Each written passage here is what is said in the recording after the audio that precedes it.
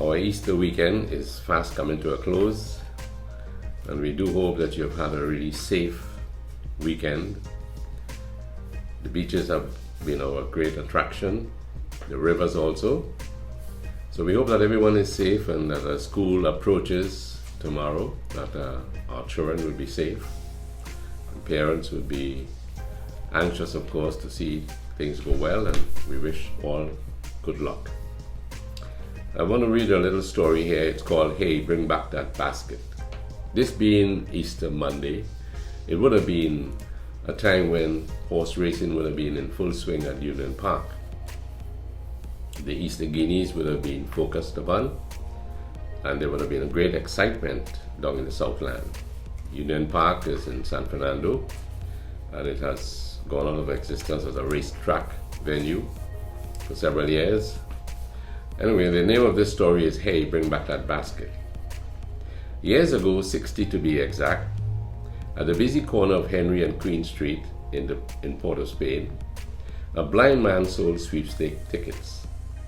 He was a big man who wore suspenders and dark shades and never tired of hollering, "Sweepstakes, sweepstakes," all the day long.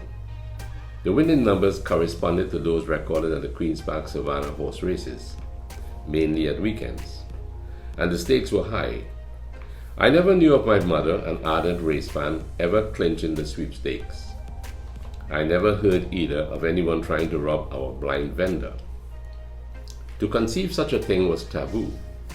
The sweepstakes system, however, was a lot more intricate than I can explain.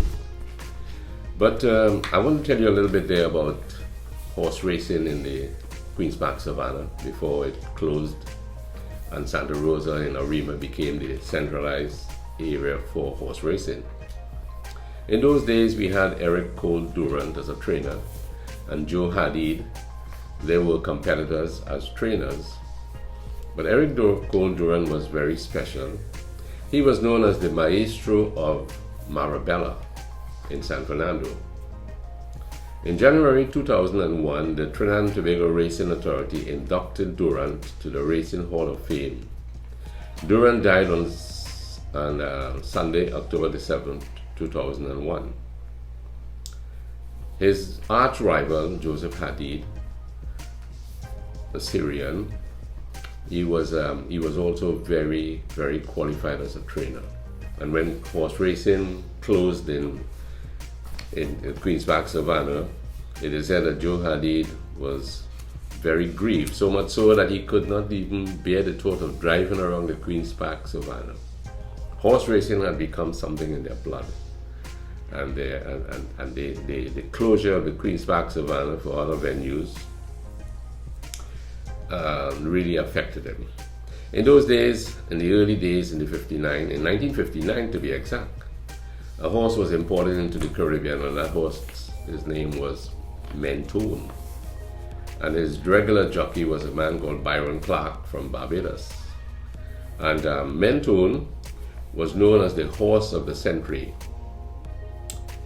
He made his debut at the 1959 Christmas meeting, and he faced the starter 18 times, winning 15 times, being disqualified twice. So we had a horse, a magical horse in Mentone. I was fortunate to see him run. I must have been 10 years old at the time, and my mother had taken me to the Queen's Park Savannah and introduced me to horse racing. But I quit in 1980 for better reasons. In those days, we had jockeys like Gigolo Mohammed and Nolan Hadjar, Charlie Jones, Edmund De Freitas, Keshwa, Sudama, Mice, Lutchman, Dalton Lutchman, and later on we saw Venice Richards on the scene. All champion jockeys in their own way. Mentone was pretty quick on the feet, and I enjoyed that horse racing. In those days, we didn't have starting boxes. We had what you call strands, and then the horses all gathered at the strands, and once they could come up in a straight line, the starter would just let pull the lever, and the strands will go up, and the horses will gallop away. In those days, you had about 22 horses sometimes facing the starter.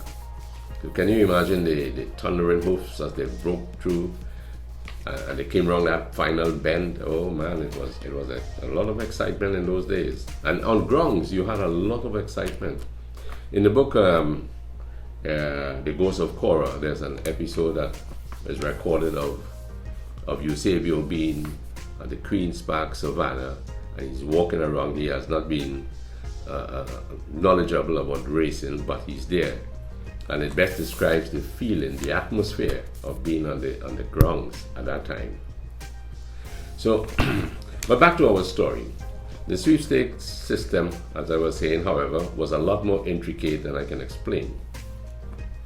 It was an era when honest work of any kind was highly appreciated. It was the era too of colorful tourist Annie, complete with floor-length dress and floral Martinican type head wrap, of homeless Craig with his political placards, of stores like Fuller's, Bradford's, Stephen & Todd's, Miller's, Sabga's, Sangome's, Kirpalani's, Woolworth, Oatley's, Glendenin's, Frenchie's Arcade, Wydelem, and of course Salvatore's, among many others. There was even a Henry Street racing pool called Federated, where you could place a bet for 50 cents, $1 or $2. Then there was Sergeant Tobias, the unarmed lawman who patrolled the city streets and who all bad men respected. But let's get back to our salesman. For clarity, we should call him Sweepstakes. He was blind, but you couldn't outsmart him when it came to money. Give him a $2 note and his thick thumb and forefinger would caress the paper, causing Her Majesty's face to twitch. Back in those days, Queen Elizabeth's image graced the fat dollar, the $2, $5, $10, $20, and $100 bills. Sweepstakes knew them all by touch, and he preferred paper to coins. But if you had change coming and coins were a must, no problem, he never got it wrong. Sweepstakes was popular. If you didn't have a ticket, you didn't have a chance, was his admonition. So you bought, if only to support his trade. Today's sweepstakes would be a muse at Rina. She isn't blind, but determining currency value is a bit of a headache for her. She can, of course, recognize the familiar colors of red, being $1, green, $5, gray, $10, and purple, $20. All of these, of course, with a change to the new type of paper, probably she has a problem. Anyway, beyond this, Rina's financial education scored 0. Quizzed, Rina would grin sheepishly, and with eyes that expressed embarrassment, you knew she couldn't always handle the drill. So you kept a sharp eye on her transactions when she went with you to any store, particularly those expensive ones in the malls. And she was a very generous girl with an acute taste for the Colonel's chicken. Whatever she bought could be shared with you and her sister at home. I believe it was this streak of kindness that prompted visiting relatives to unreservedly give her, as we say in Trinidad, something to spend. Going to church was a special event for Rina, especially when they passed the plate, or more conventionally, the basket, like what we have here. Rina would probably open her purse, rifle through her notes, and, like fellow parishioners with folded fists, drop her secret offering into the straw basket. Rina had no scruples about religious matters. She wasn't concerned about money being collected for a parish project in some remote area, cancer research, the poor, the lame, or the blind. She was just satisfied to be counted in with the givers. In earlier years, when we were churchgoers, not worshippers, together, Rina was puzzled at the empty pew up front. It was reserved at a price for a prominent family in the district. I often had the foolish urge to sit around behind these people, fearing that if the end of the world should come while we were at Mass, I will grab the family member nearest to me and piggyback to heaven. Surely, if you could pay for a pew, your account above must be good. But nothing remarkable ever happened, and soon we lost interest in that front pew and its occupants. Last week, Rina, dressed in traditional funeral colors of black and white and sporting a stylish boy cut, matching gold ring, earrings, and watch, was a striking picture of Spanish sophistication. She seemed capable of buying any number of pews. For a while she followed the service intently, then her interest waned. The lady with the weird hairdo seemed to distract her.